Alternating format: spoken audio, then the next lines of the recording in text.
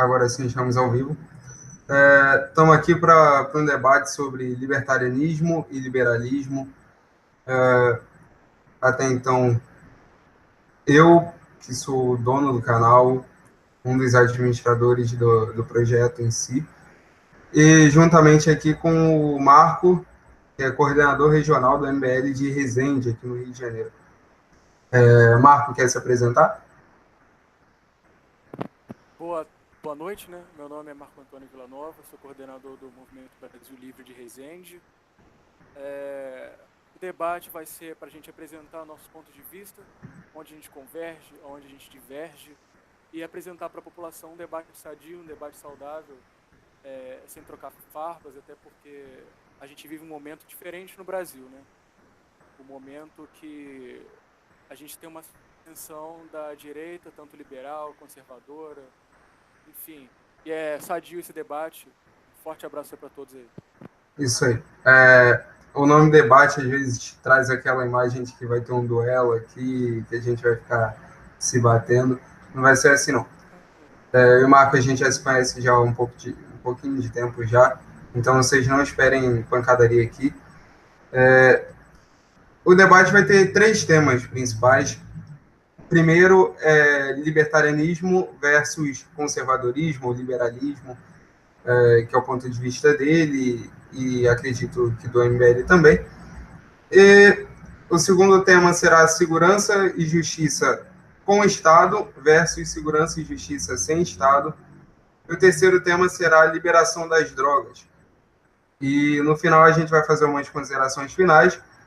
Até então, cada tema nós vamos dividir 5 minutos para cada um fazer considerações iniciais sobre o tema.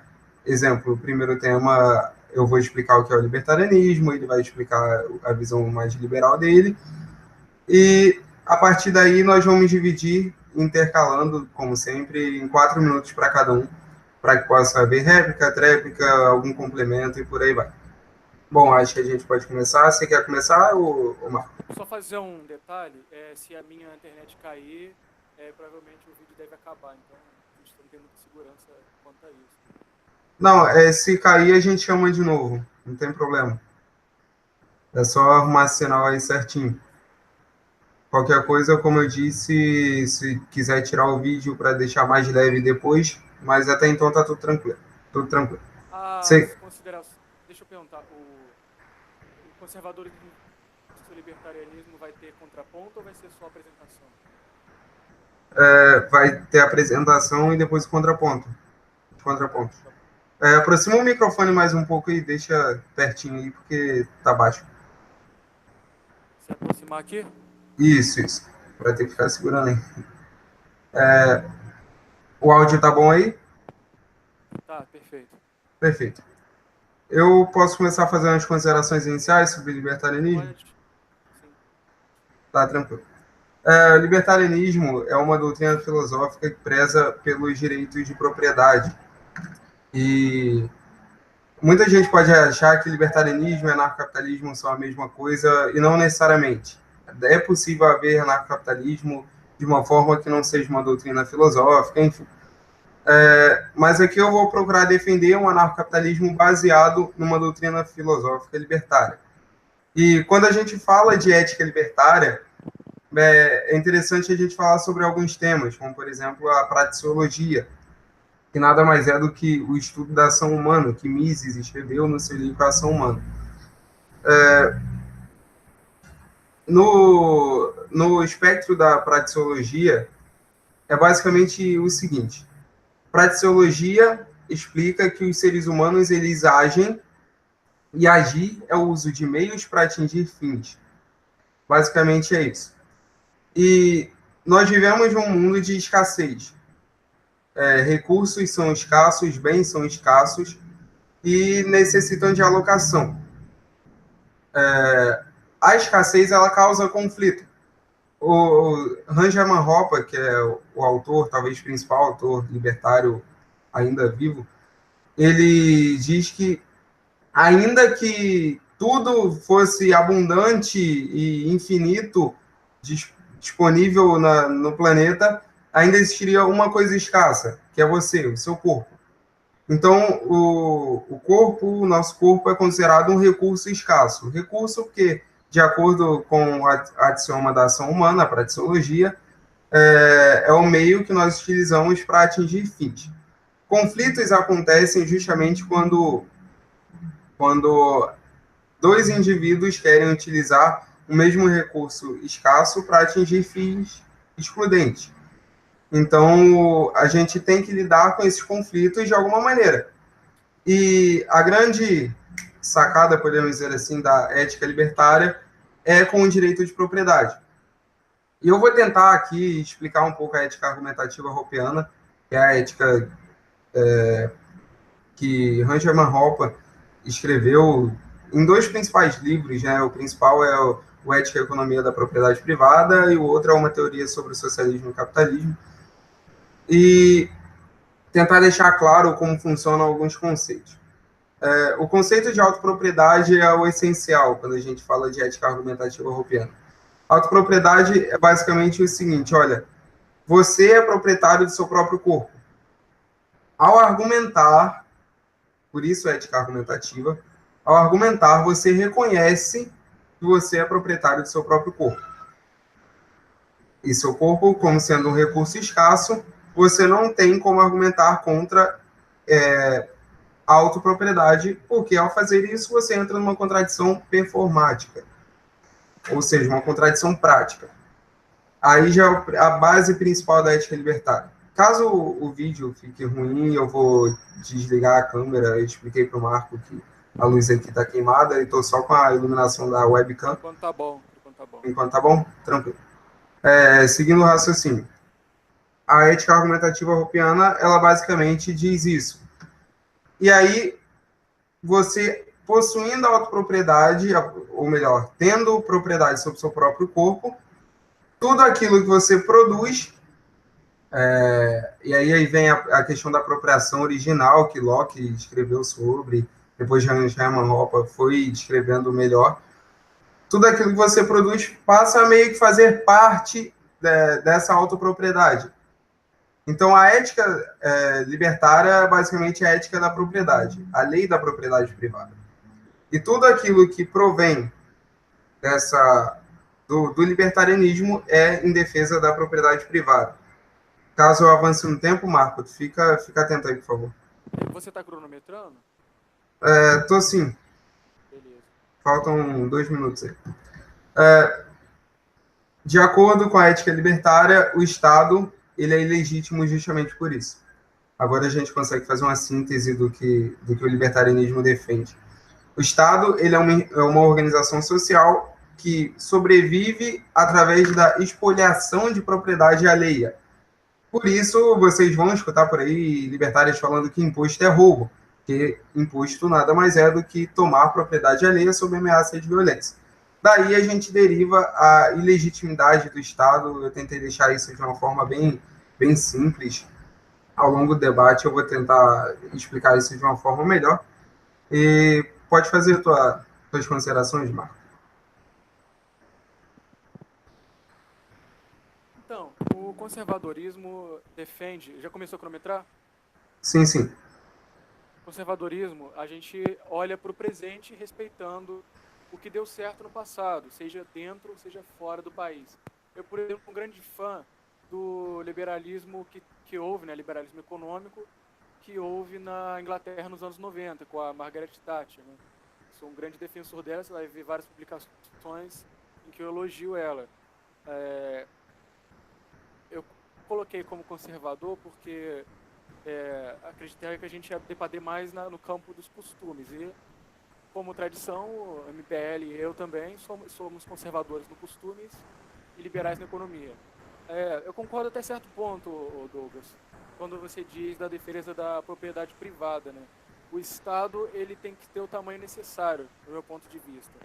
E quando você começa a incentivar muito o coletivismo, quando você começa a aumentar muito o imposto, quando você começa a tirar muita liberdade, aí você acaba, de certa forma, ferindo a liberdade do indivíduo. E os conservadores, por incrível que pareça ou não, né, a gente olha muito para o bem-estar social. Então, a intervenção estatal que a gente faz é para quando há necessidade. Como eu falei, olhando para o presente, respeitando o nosso passado, naquilo que deu certo, naquilo que não deu certo também. Para a gente usar. Tanto que antes da Revolução Francesa, você tinha um conservadorismo oposto do que é hoje, né? Você tinha um conservadorismo que você colocava, como que se diz, grandes coronéis lá dentro dos ministérios, dentro da Câmara, onde a minoria não tinha espaço para falar. E a gente mudou muito quando teve a Revolução Francesa com os liberais. O conservadorismo mudou muito, é notório, até porque a gente respeita também o que não deu certo. Pode fazer o contraponto ou deixa para depois? Se tu quiser continuar fazendo as considerações, tu tem ainda 3 minutos. Eu só ia falar sobre a questão do imposto. Eu acho que o imposto tem que ter também o tamanho necessário, né?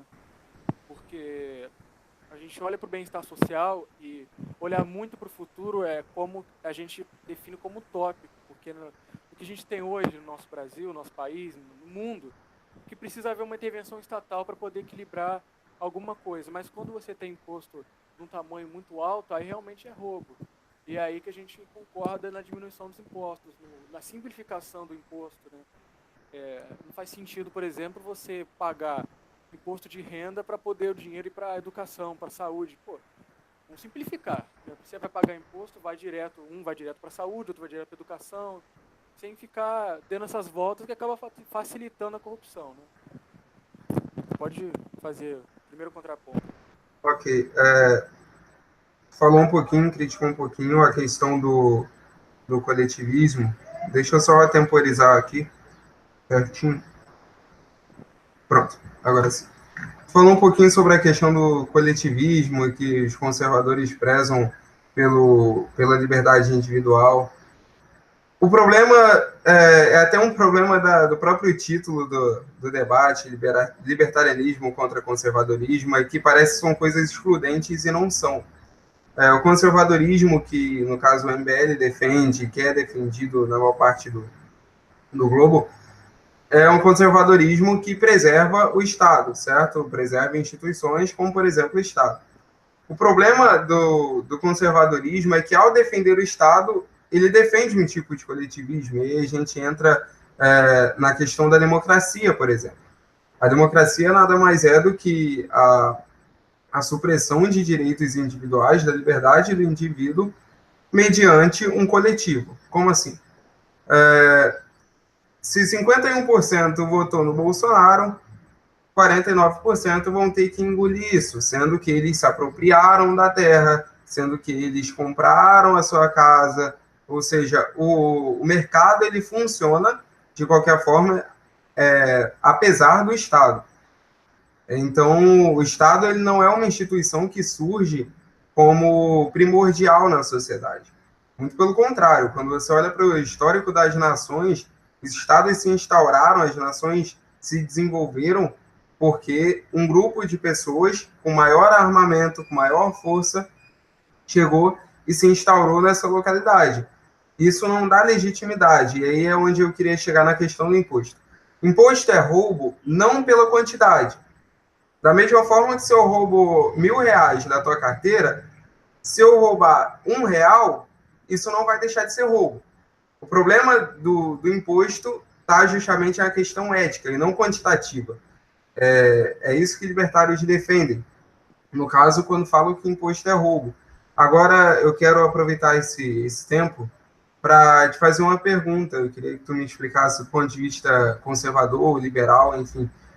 Como vocês legitimam o Estado? Como vocês consideram o Estado uma instituição legítima? Não uma instituição necessária, né? Porque necessário, a necessidade acaba sendo algo arbitrário.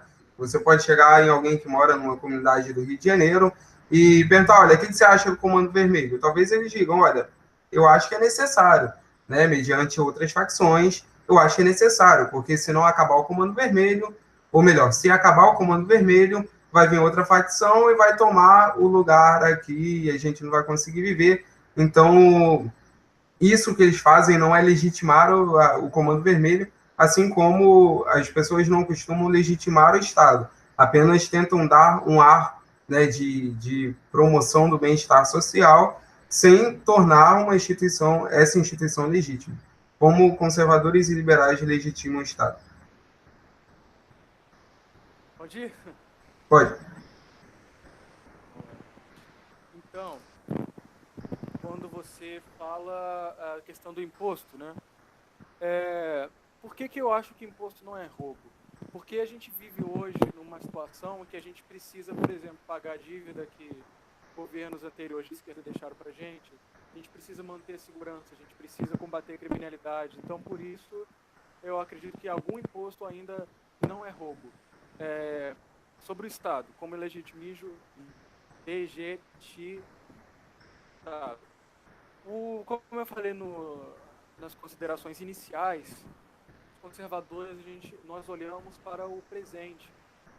Então, o que a gente tem no nosso presente? A gente tem uma dívida pública bilionária, a gente tem uma crise na segurança, a gente tem uma crise na saúde, na educação.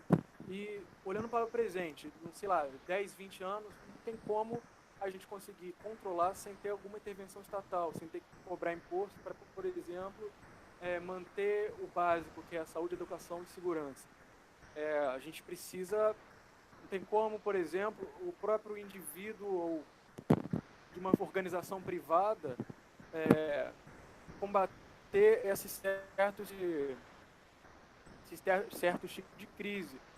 Então, a gente acredita que é só através do Estado que tem como você promover segurança, como você pagar. Gosto de enfatizar isso, porque a nossa dívida não é pouca. A gente tem muita dívida que o PT deixou pra gente. E se você começar a simplesmente dar calote, vai só aumentando, chega uma parte que é insustentável. Chega na situação da Venezuela, de Cuba e de outros países socialistas. Então a gente precisa controlar. E para controlar isso só através do Estado, a menos que você tenha uma outra solução para a gente. Tem 3 minutos ainda, se quiser falar. 3 minutos? Isso. Então, tá bom, eu vou fazer a minha pergunta aqui. Só uma pergunta, como que a gente vai pagar a dívida sem o Estado? Só isso. Ok.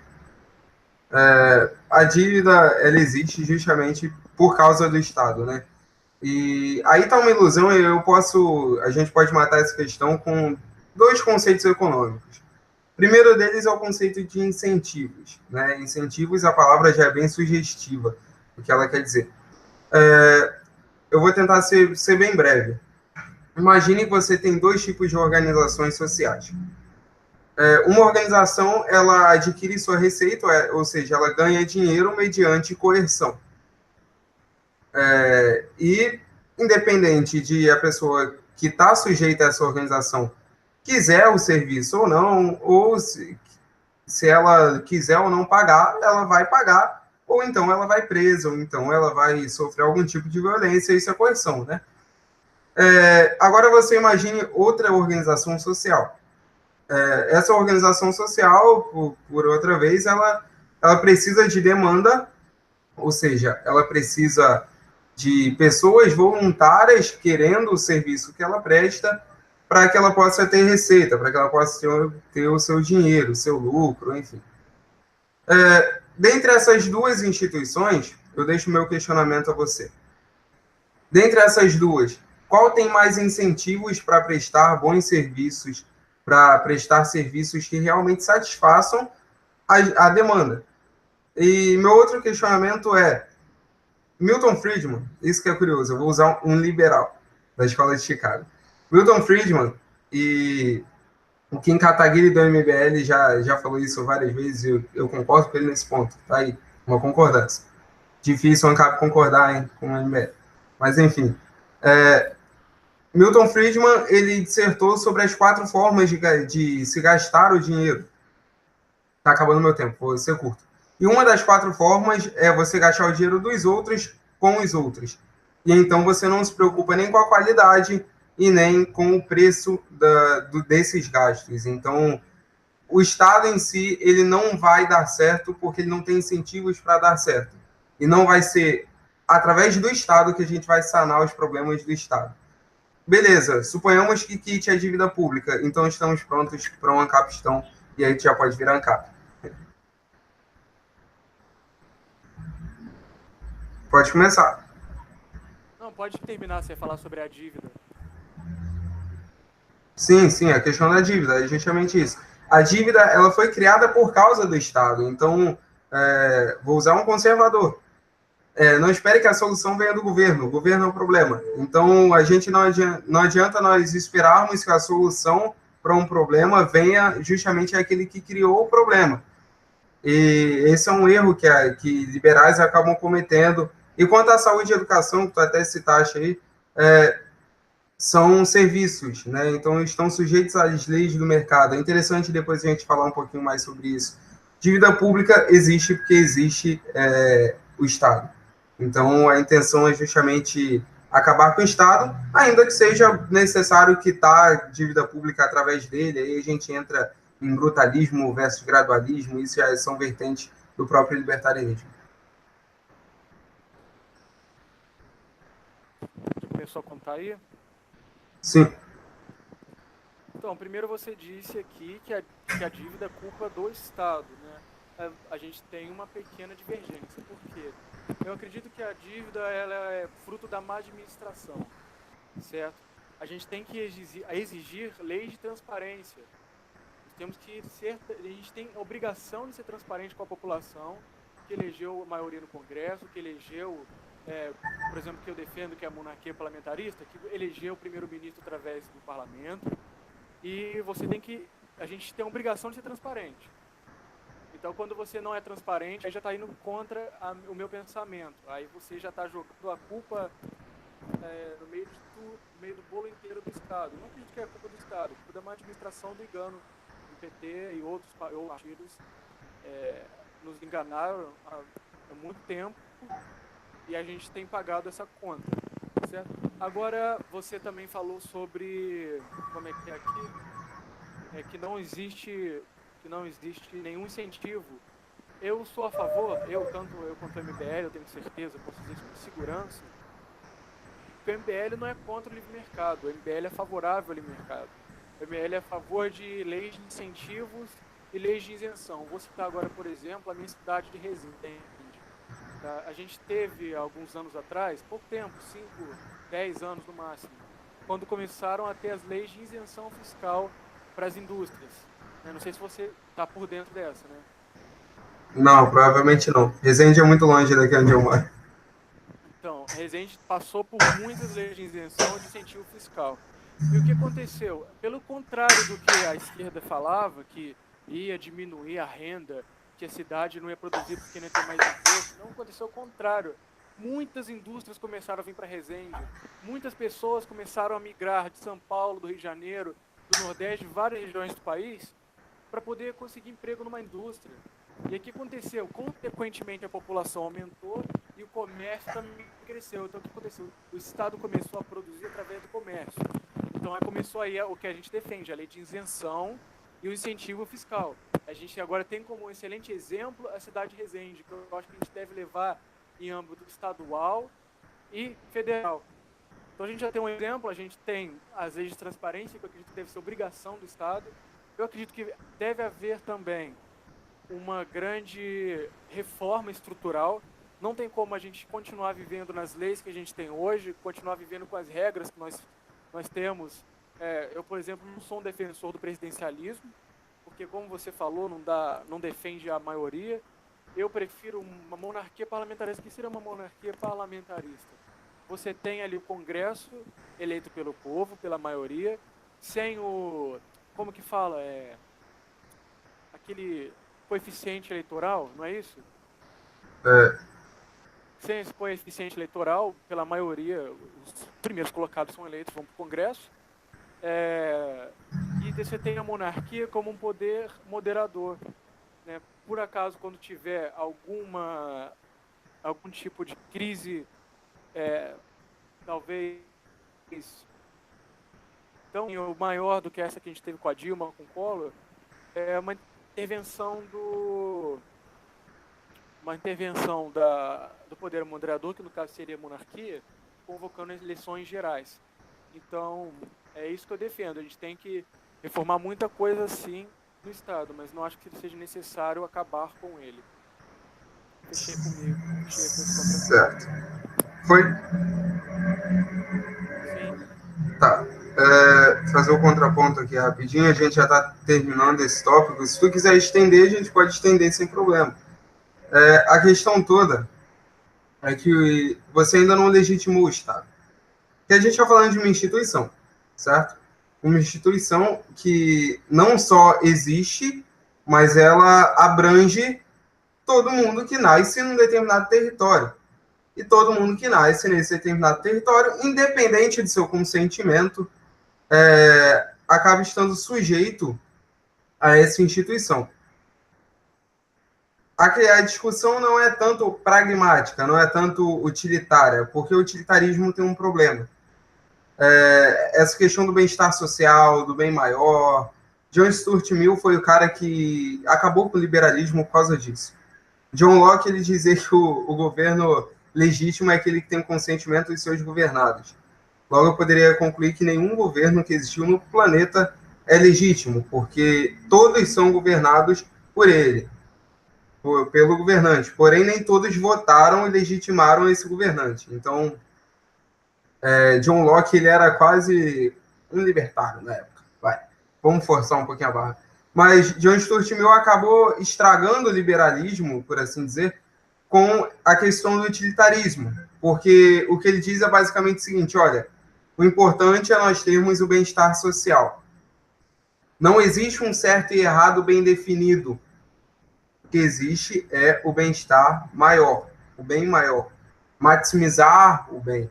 Então, exemplo, se nós temos uma sociedade onde a maioria é composta por homens e a minoria por mulheres, e essa maioria de homens quer ter relações sexuais forçadas com essa minoria de mulheres. Agora eu te lanço uma pergunta e tu responde com sim ou não.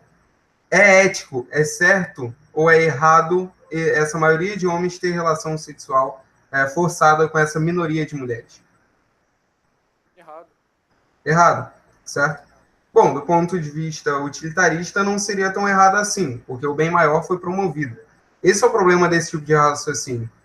O conservador, de verdade, ele acaba sendo um libertário se ele realmente defende aquilo que é certo ou errado, porque ele vai defender uma ética que seja universal, uma ética que tenha definições concretas daquilo que é certo ou errado, com base em direitos, e esses direitos não são direitos positivos. O que são direitos positivos? Direitos positivos são direitos que emanam do legislador. E isso abre espaço para arbitrariedade. Exemplo, quando alguém diz que saúde e educação são direitos, está positivando uma coisa que não é direito, porque é um serviço. Por que é um serviço? Porque está sujeito às leis do mercado, tanto questões de contratação, tanto questão de folha salarial e por aí vai. Então, o governo corrompe, o Estado ele corrompe o mercado justamente quando ele interfere em qualquer tipo de serviço. E aí está o problema de quando se afirma sobre um grupo ser a favor do livre mercado, sendo que é contra a visão libertária de que saúde, educação, justiça e até polícia, e nós vamos chegar lá nesse tema, são serviços e não direitos. São serviços essenciais, mas não direitos. Porque agora eu te lanço uma pequena reflexão. Se saúde e educação são direitos porque são tão essenciais, então moradia poderia ser considerado direito também, se você leva em consideração um direito positivo e não um direito natural que nos foi dado, seja por Deus, ou que nós reconhecemos através da razão, através da argumentação, e aí, no caso, a gente entra na ética argumentativa hopiana, que é justamente aquilo que eu expliquei. Ao argumentar a favor da agressão, ao argumentar a favor de uma instituição que fere a propriedade privada, você acaba entrando numa contradição prática e não há nada mais contraditório do que você argumentar em favor de uma instituição que a qualquer momento pode infringir aquilo que você tem como propriedade, não só o seu corpo, mas aquilo que é proveniente do uso do seu corpo como um meio para atingir algum fim. seguinte, então, Douglas, vou falar de segurança, mas eu... Deu uma travada aqui, Marco. Tem como repetir? Opa, pode falar. Eu vou falar de segurança, mas eu vou fazer alguns contrapontos. Separei dentro dos 5 minutos que eu tenho, né? Tá bom. Tá bom? Peraí, só terminar aqui.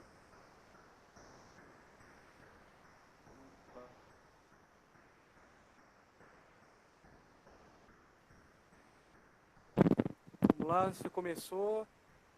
Vai. Então, um grande defeito que a gente coloca dentro do libertarianismo, em geral, não só libertarianismo capitalista, mas também, enfim, da esquerda, nem tudo gera lucro. Então, eu acho que nem tudo que a iniciativa privada faz pode realmente ter um resultado eficaz. Como eu falei já 2 vezes, vou falar pela última agora. A gente olha para o presente. Então, dentro da sociedade contemporânea, há algum exemplo dentro do libertarianismo que você pode citar que deu certo? Enfim, depois você já rebate essa aí. E depois você falou sobre aquele da mulher e do homem, né? Eu acho que qualquer forma de força que quebre o livre-arbítrio é ilegítimo. Então, com certeza, se a pessoa não teve a opção de escolher, de certa forma, certamente, isso aí não é nenhuma liberdade. Isso aí é algo gerado da força por uma minoria, com certeza fere o livre-arbítrio. E pelo outro ponto que você falou, do conservadorismo, o conservadorismo não necessariamente fere o livre mercado. O Estado não necessariamente precisa ferir o livre mercado, certo? Ele precisa ser uma instituição que anda ao lado da livre iniciativa, tá certo? O imposto não precisa ser cobrado necessariamente das indústrias. Como eu falei, a gente tem que haver as leis de isenção e de incentivo fiscal. A gente tem que trabalhar com transparência.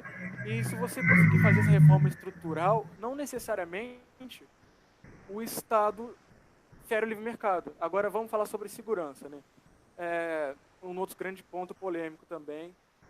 A segurança pública, com certeza, não tem sido eficiente no Brasil. Mas se você pegar outros modelos como a Suíça, a Inglaterra, os Estados Unidos, em alguns estados, ela tem funcionado com muita eficiência, que prova que a segurança pública em si não é ruim. O que é ruim, como eu falei, é uma administração. E aí a gente teve a crise lá do coronelismo do Nordeste, alguns anos atrás, e quem tinha mais força era quem tinha maior segurança. Foi um momento ali que achava segurança. Você acha que tem que funcionar de forma coletiva ou de forma em que quem realmente tem a maior força ou quem tem o maior capital tenha melhor segurança? Como vai proteger o mais humilde? Tá bom. Eu quero começar rebatendo alguns pontos aqui. Tu disse que nem tudo gera lucro, e eu concordo. Só que eu substituiria isso por nem tudo, ou melhor, tudo aquilo que tem demanda gera lucro. E é um raciocínio muito simples. Se as pessoas prezam pela própria segurança, é óbvio que segurança vai ter lucro. Se as pessoas prezam pela justiça, é óbvio que vai ter lucro, até porque uma sociedade libertária é uma sociedade de contratos voluntários. Então, é interessante a gente pensar nesse ponto de vista libertário, realmente, já que estamos falando mais de um confronto entre realidade. Falou também sobre um exemplo de libertarianismo que deu certo.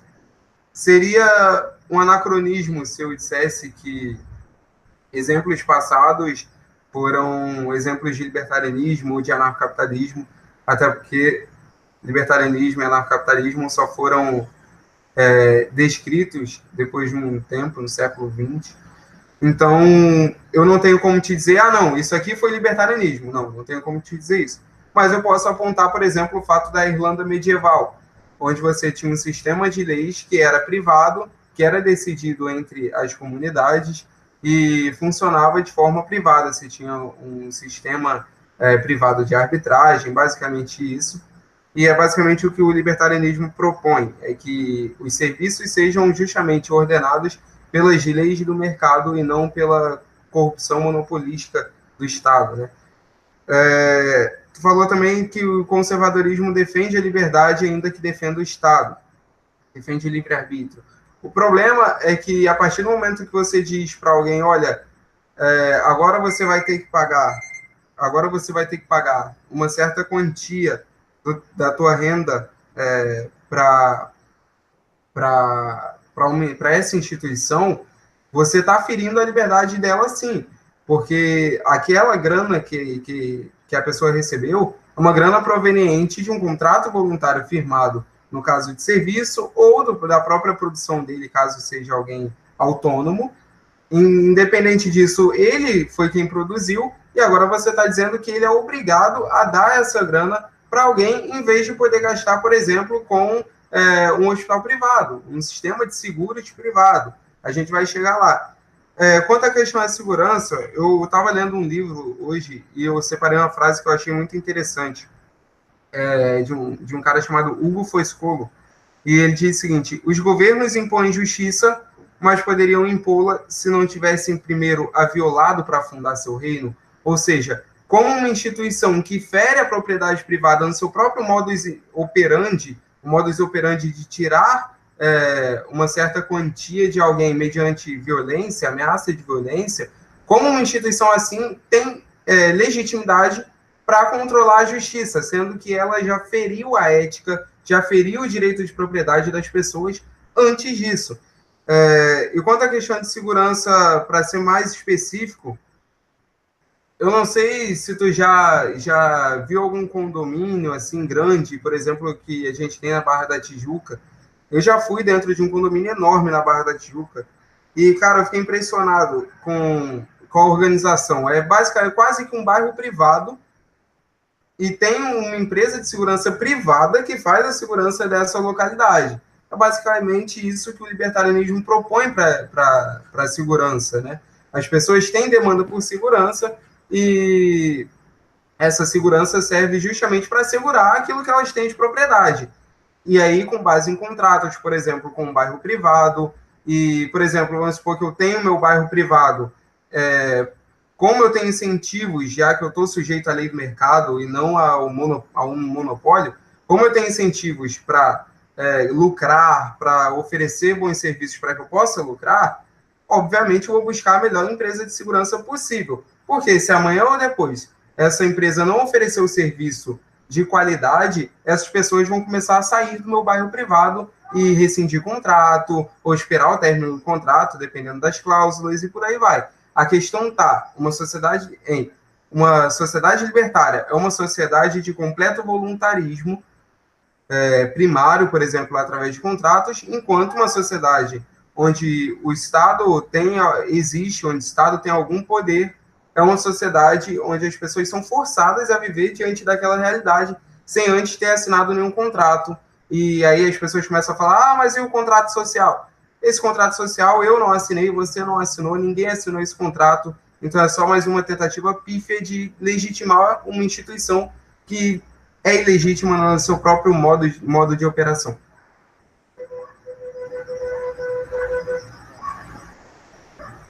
Conseguiu entender? Se tu quiser que eu sintetize, segurança privada vai acontecer mediante contratos voluntários, assim como acontece em condomínios grandes, fechados, ou até condomínios normais que contratam pequenas empresas, médias empresas de segurança.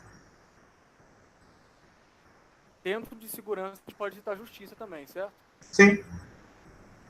Vamos lá, você começou falando de um exemplo que você deu na era medieval. Eu acho que você dá um exemplo tão ultrapassado é um risco que a gente corre.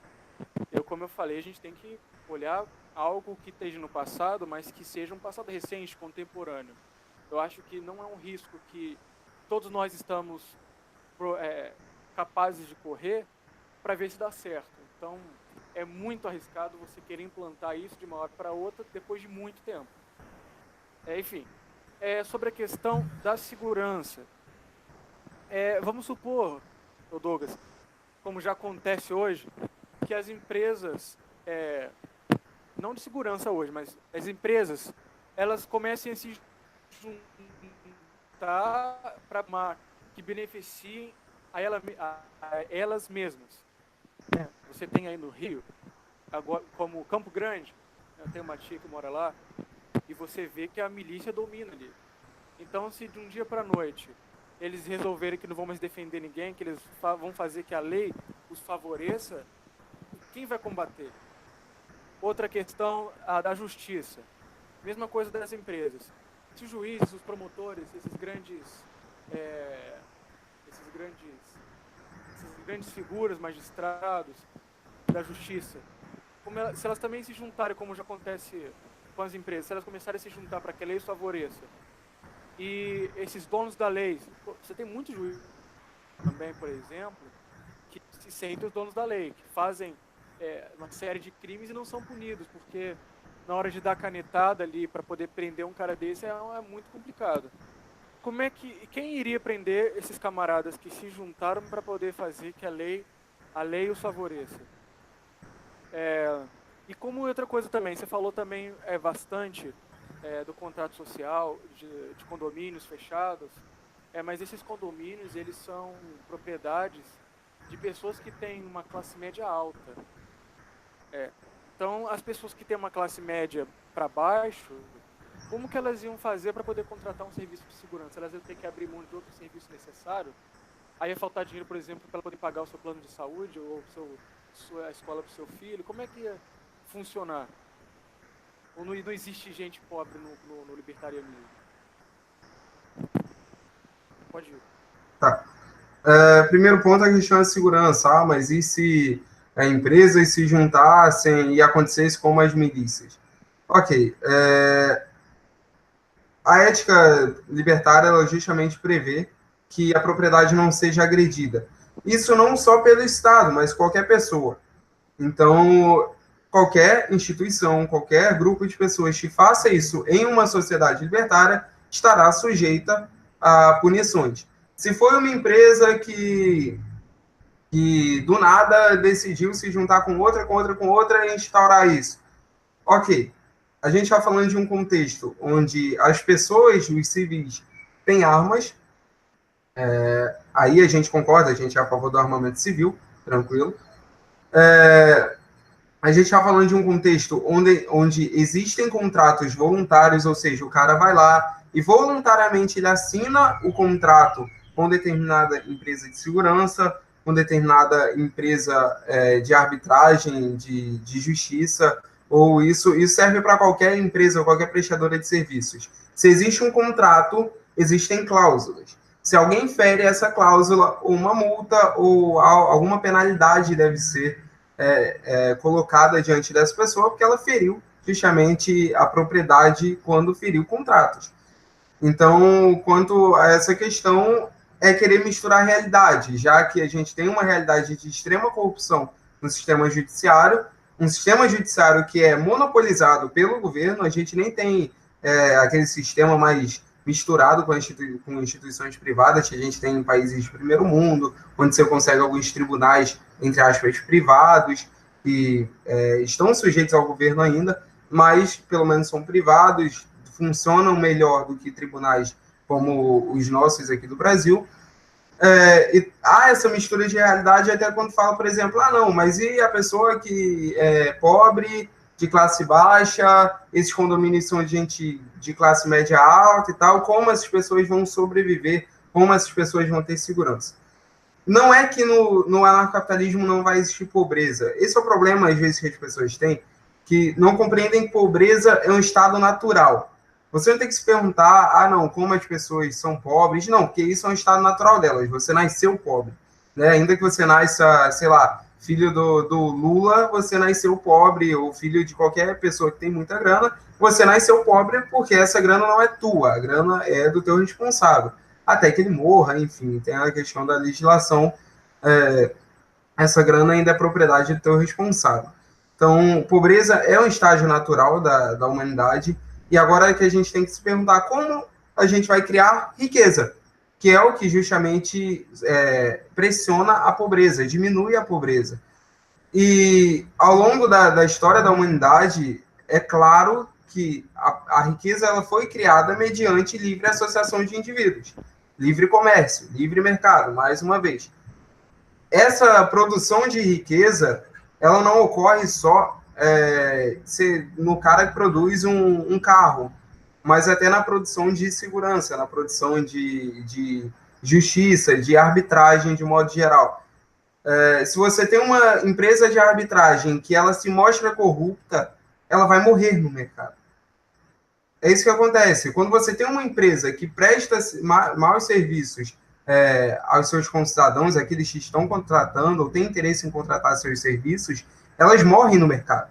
Agora, quando você tem numa instituição como o Estado, que detém um monopólio de segurança, justiça, da lei, de um modo geral, que é positivada, não é a lei natural, você não tem concorrência. E se você não tem concorrência, é óbvio que o serviço não tem incentivo nenhum para dar certo. Ah, mas em tal lugar deu certo. Ok, o Estado continua sendo legítimo, ele não tem incentivo, geralmente, em países de primeiro mundo, quando serviços como segurança e justiça dão certos, é porque há uma união com as iniciativas privadas e dar certo entre aspas, porque dar certo para quem? Né? Essa é a questão.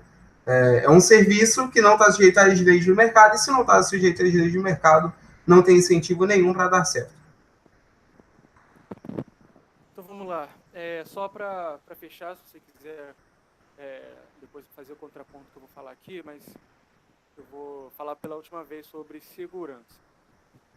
Você citou muito a segurança particular, né? Mas é o seguinte, e a questão da inteligência? Quem é que vai investigar o crime que não foi punido em curto prazo? Especialista. Por exemplo, está culpado aí? Oi? Aconteceu alguma coisa aí? Não, continua. Tá. Então, você tem essa questão da inteligência. E você pegar como, por exemplo, particulares, que já acontece nos Estados Unidos, é um risco muito grande. Um indivíduo somente começar a investigar uma formação criminosa, como, por exemplo, o cartel. Que eu queria entrar, eu estava tentando lembrar o nome da palavra, eu tinha esquecido. Se muitas empresas corruptas se juntarem e formarem um cartel, se as empresas de segurança formarem e juntarem um cartel, aí você fere a própria livre iniciativa. Quem vai punir se o todo já está corrompido, como um cartel formado? E outra pergunta, o serviço do libertarianismo, ele é apenas ostensivo ou vai ter algum investimento na questão da inteligência? Qual que é o incentivo para a inteligência, levando em conta o risco que as empresas têm de começar a investigar grandes cartéis? Certo. Quanto à questão da inteligência, você perguntou quem vai fazer a inteligência. Não vai ser uma pessoa só, obviamente, né? Você não tem numa empresa, pelo menos uma grande empresa, ou uma empresa que esteja comprometida em efetuar um serviço eficiente, desculpa, uma pessoa só que efetue um serviço complexo. Então, você vai ter mais pessoas especialistas na área que façam isso. É igual, por exemplo, como tu vai prover saúde através de hospitais? Quem é que vai cuidar, sei lá, da parte de clínico geral? É um médico só? Não, são vários. Um médico só não atende aquela demanda que ele tem. E a demanda por segurança, ela é muito grande, ela é iminente, já que, por exemplo, no Brasil, onde nós vivemos. Outro ponto foi a questão do surgimento de cartéis. Cartéis, monopólios, oligopólios, eles só existem e sobrevivem mediante corrupção estatal. Como assim? Se você imagina que você tem um cartel, uma empresa que se juntou de segurança, você tem que, no mínimo, me dizer que não vai ter um empreendedor que vai cobrar mais barato pelo serviço, com um serviço melhor, para lucrar mais do que esses caras que estão nos cartéis. É bem o que aconteceu, por exemplo, com o táxi Uber. É um exemplo de, podemos chamar de cartel, monopólio, esse tipo de junção, né, onde você impede a concorrência. E, na verdade, o que aconteceu foi que surgiu uma empresa, no caso a Uber, desregulamentada pelo Estado. Lembrando que esse grupo, no caso dos taxistas, e não só eles, mas até, por exemplo, os ônibus. Né? No Rio de Janeiro, principalmente, você tem empresas de ônibus que dominam determinado território com o aval da prefeitura, e qualquer um que queira concorrer com essas empresas é considerado ônibus pirata e é criminoso. Então, o Estado mantém esse tipo de organização, e você pode dizer, não, mas o MBL não defende isso. Não estou dizendo que o MBL defende isso. Mas, ao defender uma instituição que possui um monopólio da força, e isso, por mais que tu libere a R15 para toda a população, o Estado ainda tem o monopólio da força. Quem tem caça, quem tem tanque de guerra, é o Estado. A população não tem, jamais teria armamento suficiente para combater o Estado. Mas, enfim, ao defender uma instituição que tem o monopólio da força, você está sujeito a todo tipo de ação. E aí vem uma questão interessante, que as pessoas às vezes dizem que o anarcocapitalismo é utopia. Tu concorda que o anarcocapitalismo é utopia? Só sim ou não? Sim. Marco? Ouviu? Não, não ouvi. Ei, Marco, tu concorda que o anarcocapitalismo... Sim, concorda? Aí está um problema, porque utopia é justamente quando uma ideia que prescreve como as pessoas devem agir, ela está fora da realidade, seja natural ou circunstancial das pessoas. A questão é que o anarcocapitalismo, o libertarianismo, ele não prescreve como as pessoas devem agir, mas ele diz como as pessoas não devem agir, ou seja, elas não devem ferir a propriedade privada alheia. Então, aí está um problema ao dizer que anarcocapitalismo é utopia. Agora, ainda que você considerasse anarcocapitalismo utopia, ainda que você entrasse nesse erro conceitual, você teria que me dizer que não é utópico defender que uma instituição que possui um monopólio da força não vai se expandir e virar uma União Soviética simplesmente porque um papel chamado Constituição pode dizer que essa instituição não pode se expandir. Né? Então, é uma utopia acreditar que uma instituição que tem um monopólio da força, que adquire sua grana mediante ameaça de violência através de imposto, que não foi legitimado até agora, só foi justificado. Não. A gente precisa de imposto para, por exemplo, manter os mais pobres. Beleza. Então, eu posso pegar a carteira de alguém, dizer, olha, eu estou fazendo um bem aos outros, estou promovendo o bem-estar social, e eu quero 2.000, né, que você tenha, você vai se virar, vai me dar 2.000, e eu vou repartir entre pobres aqui na minha cidade. Isso não torna a minha ação legítima. Continua sendo roubo, independente da finalidade. A não ser que você concorde que os fins justificam os meios. E aí não tem nada de anticonservador do que defender uma ideia maquiavélica como essa. Mas, enfim, basicamente é esse o meu contraponto. Você não tem como sustentar cartéis num livre mercado, porque o próprio mercado vai punir, já que possui incentivos para que surjam novas empresas, como, por exemplo, surgiu a Uber e chegou no Brasil desbancando quase completamente os táxis, e também incentivando a concorrência, incentivando os preços menores e a melhoria dos serviços. Eu vou entrar na questão das drogas agora, mas eu vou já botar alguns contrapontos aqui.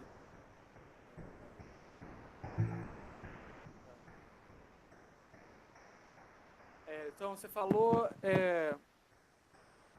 sobre a questão dos cartéis e enfatizou no finalzinho. É o seguinte, um indivíduo sozinho, ou pequenos indivíduos, não terão força para poder combater grandes cartéis. Né? Isso eu falo não só na questão financeira, mas na questão de segurança, certo? Porque é muito perigoso, por exemplo, uma pessoa se levantar, ou alguns indivíduos se levantarem para lutar contra um certo tipo de cartel, sendo que ele trabalha na área da segurança e ele tem uma força que fere até a própria vida. Então é um grande risco a se correr. E por que aí você perguntou sobre utopia? O que eu falei que é utopia? Porque na sociedade contemporânea não temos um grande exemplo, certo? Então, na visão de um conservador, quando você não tem um grande exemplo recente, é uma utopia, certo? Porque é Esse difícil às não, vezes de pensar até para alguns anarcocapitalistas. Pode falar rapidinho. é só um parêntese, a definição de utopia não é essa, tipo, não foi praticado, logo não vai acontecer ou não vai dar certo, entendeu? É só Sim, um eu parêntese. acredito que para poder acontecer a gente precisa de bons exemplos, né? Mas aí vamos entrar na outra questão. Você falou da Constituição e dentro do Estado não precisa necessariamente uma Constituição. Você tem o exemplo do Reino Unido, onde existe um Estado, existe uma monarquia parlamentarista, mas o motivo pelo qual eu tenho até aqui vários quadros do Reino Unido, é, você tem um Estado e você não tem uma Constituição. Você tem leis, códigos penais para certos tipos de crime. Você tem uma facilidade maior para alterar esses códigos sem necessariamente ter uma Constituição autoritária. No meu ponto de vista, é muito autoritário. Você tem que proíbe vários outros tipos de leis, né, como, por exemplo, agora estão fazendo um sacrifício enorme para conseguir liberar a questão do casamento gay, porque tem uma Constituição que é contra. Enfim, não vou entrar nessa questão, pelo menos não hoje. E por que eu acredito que o imposto é legítimo? Porque ele promove o bem-estar social, certo? Você, queira ou não, qualquer tipo de ideologia, você tem uma sociedade mais carente que não tem dinheiro para poder ter certo tipo de serviço. Então você não pode simplesmente mandar todos eles ir a merda e falar que vocês não têm dinheiro, você não vai comprar. Você precisa de um... Como que eu vou dizer? Você precisa que uma outra classe possa contribuir para que não exista esse caos social. Eu vou até pegar como exemplo agora a questão das drogas. A gente tem hoje a questão das drogas, da maconha em especial, certo? Que acontece vários tipos de crime bizarro porque o indivíduo comprovadamente tem problemas mentais gerados pela cannabis. Você tem também, por exemplo, no passado, a questão da guerra do ópio, né, que a China chegou num caos porque foi liberada a droga, todo mundo começou a consumir. Isso como que eu vou dizer? Isso gera consequências no cérebro. Então, um indivíduo que não tem consciência para poder tomar certos tipos de ato não pode ferir a liberdade de outra pessoa. Concorda comigo?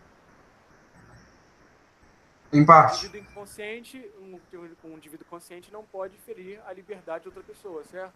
em parte. Então tá bom. E você tem, por exemplo, na questão do- das moradias. Eu vou falar a palavra, né? Porque aqui no Brasil tem o costume de você mudar a palavra para tentar melhorar, mas isso não funciona. Nas favelas do Rio, por exemplo, Uhum. né, de todos os tipos de drogas lá, a facilidade é enorme para conseguir. Aqui também, no interior também você tem uma tranquilidade para conseguir, dentro de escolas, dentro de qualquer lugar você consegue um tipo de droga. Agora, essas pessoas, elas costumam tomar certos tipos de ações que são incompreensíveis. Pessoas que estavam no alta classe da sociedade caíram porque tomaram certo tipo de coisas irracionais. Você concorda comigo? Droga tira a consciência do indivíduo? Consciência não. Não, você não concorda? Então tá bom. Não Você tira já a viu? consciência. No caso, deixa ele num estágio ou de relaxamento intenso ou estimula hormônios, né? Mas não tira a consciência em si. O que é um ser consciente? Sabe? Tu teria que determinar isso. Então, mas e aí quando ele começa a tomar algum tipo de atos que ele não faria estando sóbrio, ele começa a cometer algum tipo de crime e de abuso que fere a liberdade de outros indivíduos. Então você tem um certo tipo de contradição aí. Você não pode sair liberando, e quando você tem exemplos de lugares que deram errados porque tiveram guerras por conta de liberação de alguns tipos de drogas, você não pode voltar trazer isso de volta, justificando que isso vai promover a liberdade de um indivíduo, sendo que vai ferir a liberdade de centenas de milhares de outros indivíduos. Certo? Agora é sua vez aí. Tá, a questão das drogas... Deixa eu só fazer uma pergunta. Pode. Eu tô passando além do meu tempo? Não, pode ficar tranquilo, a gente tem bastante tempo. Tá, pode ir. A questão das drogas é algo muito simples, no sentido ético e jurídico. Não existe crime sem vítima. Não existe crime sem vítima. Ah, mas a vítima é o cara que está usando. Ah, mas existem consequências indiretas. Ok, mas consequências indiretas não podem ser configuradas crime. Exemplo, um rapaz que se torna homossexual, ele pode até causar a separação dos pais se os pais tiverem alguma discordância sobre a homossexualidade dele. Enfim, é uma consequência indireta e não é um fator determinante, ou seja, não é algo que está determinado que vai acontecer. Essa questão das drogas é muito interessante. O próprio Milton Friedman, que era um liberal da escola de Chicago, ele defendia a liberação das drogas. Ele disse certa vez uma coisa interessante. O crack, a história do surgimento do crack é justamente no momento de proibição da cocaína. E quando você proíbe um certo produto de ser comercializado, como você aumenta o risco, e, por exemplo, traficantes, né, que, cara, libertários não defendem traficantes, só para deixar bem claro, ferem propriedade privada, sim, os caras, mas traficantes, eles fazem com que a droga não fique tão barata e seja de péssima qualidade, até porque eles trabalham no mercado negro. Então, o crack ele surge dessa maneira. Por isso, o crack ele tem um efeito tão devastador. Porque as consequências, por exemplo, um cara fuma maconha, consequentemente ele vai roubar. Não, isso não tem como ser determinado. Até porque eu posso dar exemplos, e aí se tu quiser uma análise empírica, tu pode ver vários artistas, várias pessoas, nem precisa ser rico. Eu conheço, tem universitários que usam maconha e viram esquerdistas. A gente concorda que maconha não faz bem para o cérebro, mas ok. Os caras usam e não necessariamente roubam. Agora, faz mal para eles. Poxa, cara, eu concordo. Eu concordo contigo. Faz mal, droga não faz bem. Usar droga é um ato imoral contra seu próprio corpo. Porém, ao dizer que alguém não pode fazer mal a si mesmo, você está outorgando a uma instituição um direito que ela não tem. Primeiro, porque ela é ilegítima. Primeiro de tudo, o Estado ainda não foi legitimado, porque, cara, ainda que não haja, por exemplo, Constituição na Inglaterra, nada faz com que o Estado seja legitimado lá, nem aqui, nem na China. Porque continua sendo uma instituição que fere o direito de propriedade, e como eu já expliquei aqui através da ética argumentativa europeana, transcendental, não é uma questão de... é relativo, depende. Eu posso simplesmente não reconhecer a propriedade privada, sendo que ao argumentar você reconhece a tua autopropriedade, porque está usando o teu corpo como um meio para atingir o fim da argumentação. Então, é uma contradição prática. Então, o Estado continua sendo ilegítimo, seja para qualquer ato, por mais bondoso que seja, por mais que o governo brasileiro decidisse acabar com a fome na África, ainda seria uma instituição ilegítima. Mas, ok, quanto à questão das drogas, como eu disse, não existe crime sem vítima. Se a vítima é o próprio indivíduo que está usando, não é crime, é apenas a pessoa exercendo sua liberdade, o seu livre-arbítrio, de fazer mal a si mesmo, como ela pode fazer se suicidando, como ela pode fazer... não estou defendendo suicídio, aí é uma coisa muito interessante para a gente deixar claro. Eu não defendo uso de drogas. Eu não defendo suicídio, eu não defendo que o cara encha a cara, por exemplo. Mas eu defendo que, se ele quer fazer, que ele tem o direito de fazer.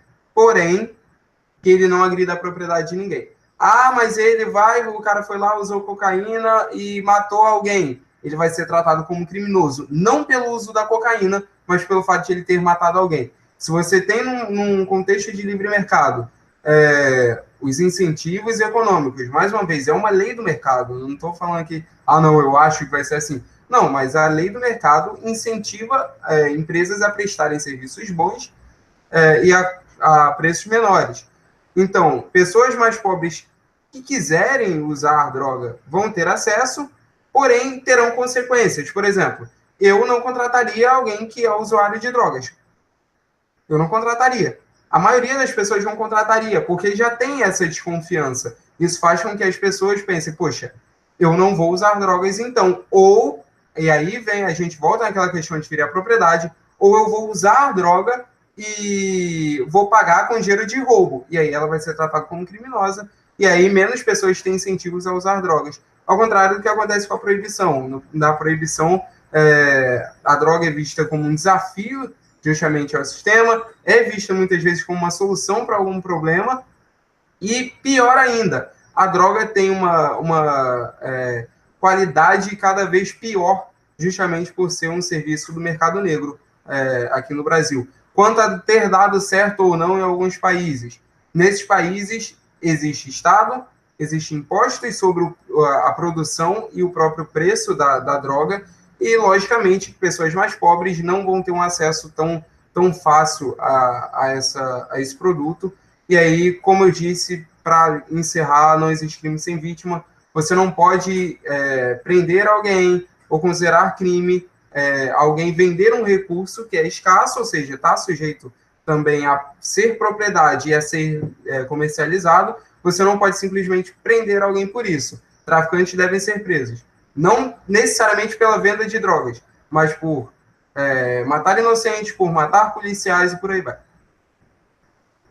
Vamos lá. Por que eu acho que o Estado é legítimo? Porque só ele é capaz de promover o bem-estar social. Por mais que ele tenha falhas, como eu falei várias vezes, a gente tem que promover reformas estruturais dentro do Estado. Você tem que pegar, por exemplo, exemplos de países. Dá para ouvir direito assim? Muito pouco, está muito baixo. Você tem que pegar, por exemplo, países que têm um tipo de metodologia, seja na área da saúde, seja na área da segurança, que deu certo, e trazer para o nosso lado. Vamos promover o bem-estar social usando exemplos de terceiros, sim.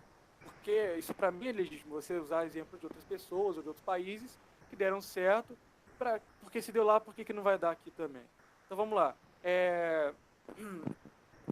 Qual que é a diferença da liberação das armas para a liberação das drogas, na minha visão? As armas, elas não ferem a consciência e os neurônios do indivíduo. A droga, por outro lado, sim. Então, o que acontece? Por exemplo, quando um indivíduo está lá, sei lá, usando maconha, ou usando cocaína, ou qualquer outro tipo de substância, está lá numa festa, aí vai voltar para casa, aí vai dirigir drogado, certamente algum tipo de irregularidade, seja batendo carro, seja fazendo qualquer tipo de coisa surreal, porque ele não está tendo consciência do seu próprio ato, ele está sob efeito da substância. Para mim, na minha opinião, na minha visão, toda liberdade do indivíduo é aceitável, contanto que não fira de terceiros. Então, se ele usa algo... Então tá libertário. Oi? Então tá libertário. Se você, por exemplo, usa uma substância que fere diretamente o seu neurônio, o seu cérebro, e promova que você faça coisas que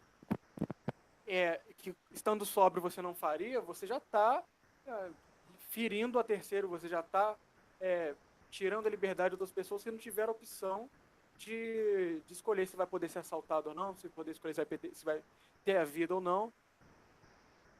E o grande problema das drogas é que ela, sim, fere o indivíduo em particular também, mas ela também fere a liberdade de terceiros. Então é aí que está o ponto. Foi.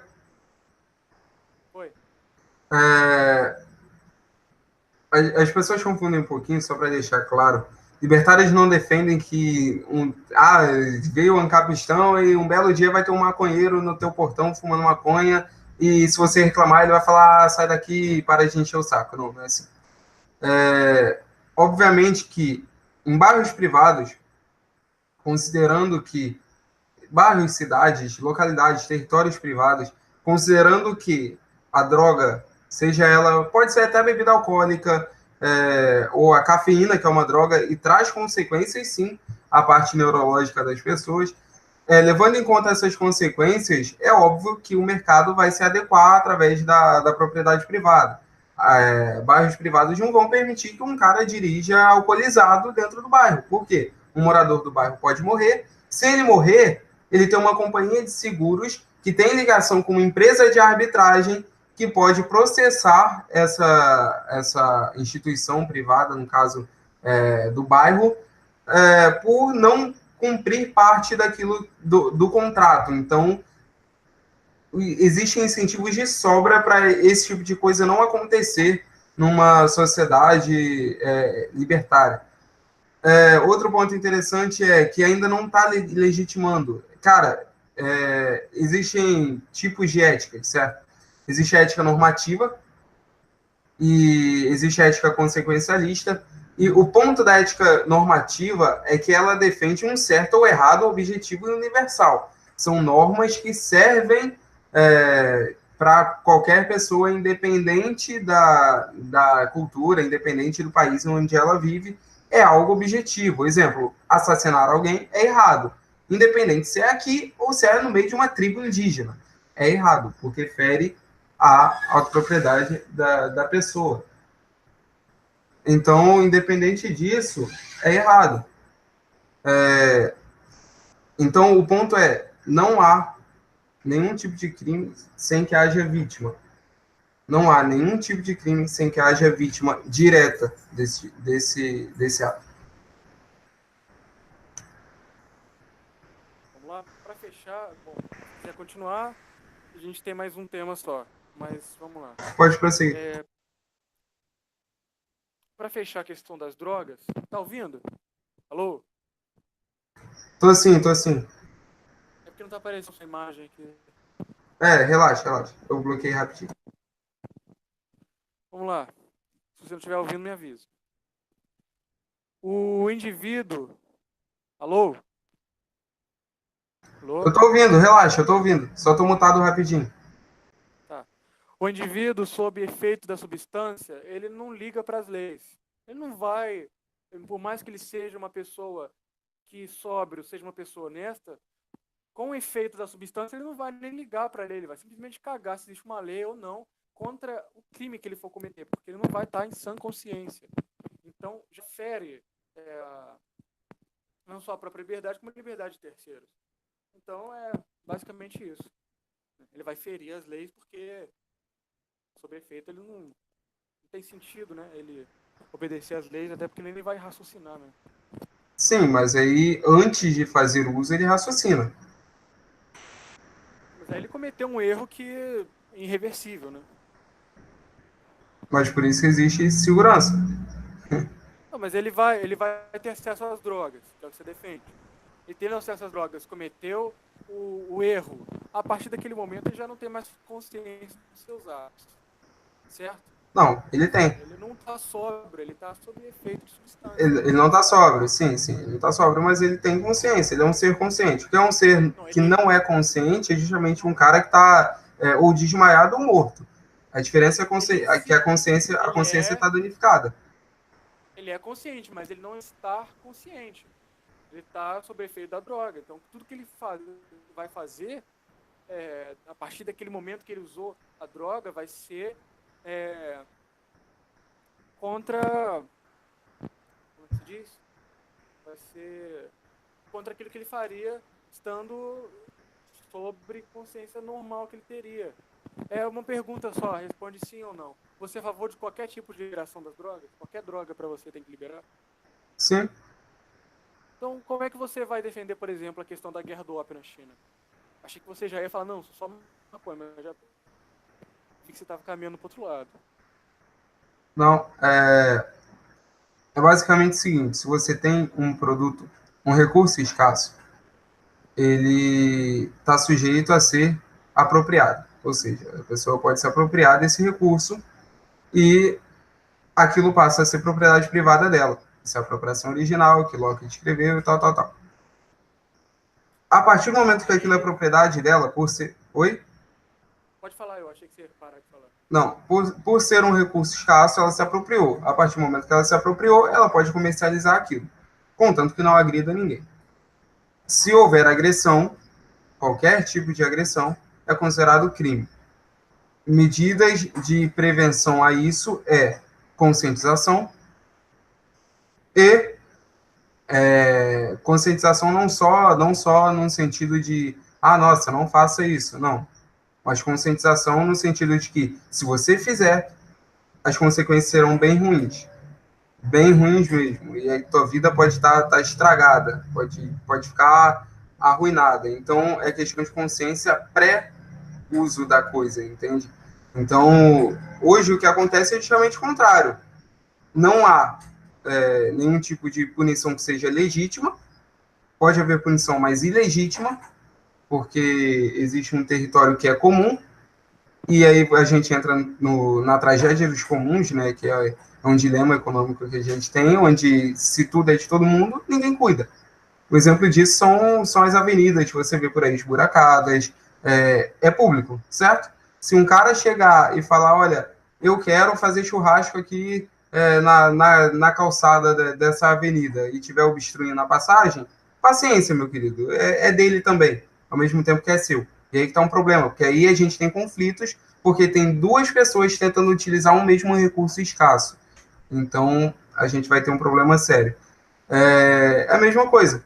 Você não tem como impedir, por exemplo, que um cara vá entrar armado numa escola e matar alguém. Isso pode acontecer. Agora, o que impede esse tipo de coisa é a consciência dele anterior a pegar uma arma e entrar nessa escola, de que se ele entrar, pode ter seguranças armados, ou professor armado, ou até aluno armado, vai que é no Texas, né? Esse tipo de conscientização, que acaba sendo coercitiva, porém legítima, é o que inibe determinados atos, sem que haja nenhuma ilegitimidade, havendo contrato voluntário.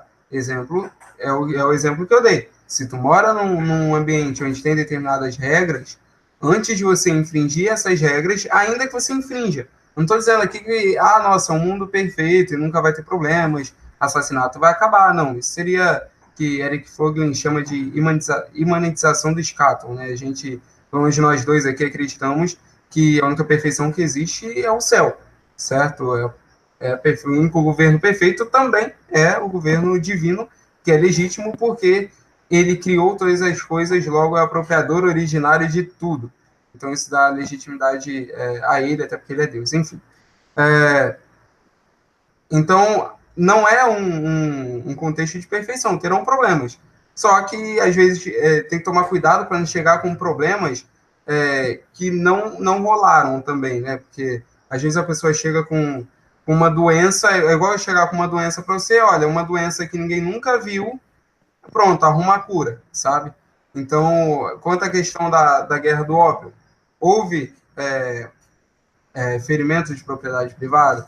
Houve, tá contra a ética, não importa. Se isso ocorrer num contexto, no caso da China, que não era um contexto onde era libertário, não deu muita coisa. Quem sofreu foi justamente as pessoas inocentes. Mas num contexto onde há contratos voluntários, onde há incentivos para a prestação de serviços melhores, é óbvio que vai ter punições.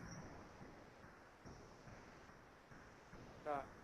Só uma questão aqui. Essa questão de conscientização, ela já existe, o Douglas. Posso citar várias vezes em que o pessoal lá Você lembra daquele... Como é que era aquele mesmo, velho? Dele agora. A Proerg. Teve vários programas de conscientização que funcionaram. Profissionais que trabalhavam na área tentavam conscientizar alunos. Alunos tiveram, então, consciência de que eles estão fazendo não é certo. Mas vai no embalo, por exemplo, vai numa festa, certo? Com os adolescentes do ensino médio. Como já aconteceu aí, que eu, infelizmente, tive que ver caso de pessoas que nunca pensaram em usar droga na vida e foram no embalo do colega para poder ganhar uma fama no colégio e começaram a tomar certo tipo de... né, que elas não fariam sendo sóbrias. Cara, bateu, dar porrada em um amigo, um negócio assim, maluco, sua calma. Então ela foi no embalo para poder cometendo um erro. Ela passando por com profissionais na área, com pessoas na família, alertando do perigo, pessoas de família estruturada que cometeram esse tipo, né? Não estamos falando de pessoas pobres que não tiveram nenhum tipo de conscientização, porque conscientização, como eu falei, existe. Então são pessoas com família estruturada que cometeram esse tipo de ato. Então, eu acho que só conscientização não basta. Você tem que proibir para que ela esteja sóbria, entendeu? O problema não é a existência de proibição. O problema é existe diferença entre proibição legítima e ilegítima, né? Por exemplo, se você está na sua casa e diz para o seu filho, olha, não bote o dedo na tomada. Primeiro, você tem a guarda dele, então ele tem que te respeitar. Segundo, ele está dentro da sua casa, a propriedade é tua, então você dita as regras. Óbvio que isso não funciona, né, a ferro e fogo. Isso aí tem todo uma questão de ser a família, mas qualquer pessoa, pode ser um cunhado teu, chegar na tua casa, a casa é tua, a propriedade é tua, então você dita as regras. Agora, se chego eu na sua casa e quero ditar algo para o seu cunhado, as minhas regras não são legítimas. Esse é o problema. Não é que não vai haver, por exemplo, proibição ou contenção de certas coisas. A diferença é que essa contenção é legítima. Essa é a diferença. O que legitima, por exemplo, eu chegar dentro da minha casa e proibir alguém de, sei lá, ir dentro do meu banheiro é o fato de a casa ser minha. Agora, nada legitima o governo vai proibir alguém de vender picolé na praia, ou vender cafeína, ou vender Coca-Cola, ou vender cocô. Porque eu poderia muito bem chegar para você, olha, eu estou vendendo cocô. Isso faz mal para você, ok, mas você está comprando, ok, vai fazer mal diretamente para quem? Para você, ok. Se isso, em qualquer momento, trouxer consequências indiretas para outras pessoas, que agrida a propriedade delas, tu vai ser considerado um criminoso. E aí sim você vai ser punido, sendo que antes ou já houve voluntariamente contratos para que você não fizesse isso. Se caso você fizesse, você seria punido. E aí é assim que funciona, a mesma coisa. Não tem como chegar para você e falar, não, eu vou acabar com acidentes de trânsito. Acidentes de trânsito são, no caso, a maior causa de morte no Brasil. Não tem como chegar para você, não, vai acabar com acidente de trânsito e nunca vai acontecer. Não, vai acontecer. Em algum momento vai acontecer. A diferença é que, ainda que a minha coação exista, ela é legítima e não ilegítima, que é ao contrário do que acaba acontecendo quando você defende proibição de qualquer coisa material, seja uma arma, seja uma faca, seja qualquer tipo de coisa material. Eu volto a repetir, no sentido ético e no sentido jurídico, não existe crime sem vítima. Se é vítima, é a própria pessoa, não é crime, é a pessoa exercendo a liberdade dela. Agora, se o uso da arma, se a posse da arma, o porte da arma, de alguma forma incentivar a pessoa a se sentir num poder superior aos outros e querer matar alguém, nem por isso, não é por isso que eu tenho que proibir a pessoa de possuir uma arma, assim como, por exemplo, eu não posso proibir adolescentes de jogarem videogame, porque às vezes passam 8 horas jogando, como eu não posso proibir pessoas de beberem beberem cafeína, porque são viciadas na cafeína, e a cafeína é um estimulante, pode deixar alguém estressado, e deixando alguém estressado, o marido pode esfaquear a esposa também. Da mesma forma que eu não posso proibir o cara de beber a cerveja dele, porque ele pode ser estimulado a fazer coisas que ele não deveria fazer e agredir alguém. Da mesma forma que eu não posso proibir uma pessoa de fazer qualquer outra coisa que não agrida a propriedade de ninguém diretamente. Mas se essa coisa vier a agredir alguém, a agressão vai ser inibida, assim como é com infrações de trânsito, assim como é com pessoas que pegam armas, sejam elas legais ou ilegais, pegam armas e fazem massacres e por aí vai. É simples. Eticamente, não tem como você me dizer que é legítimo. Até porque tu não legitimou até agora a questão do Estado.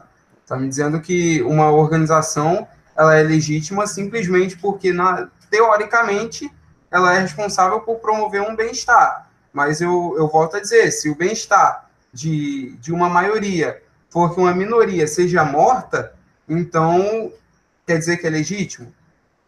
Se a maioria votou no Hitler para matar uma minoria que era de judeus, não é legítimo.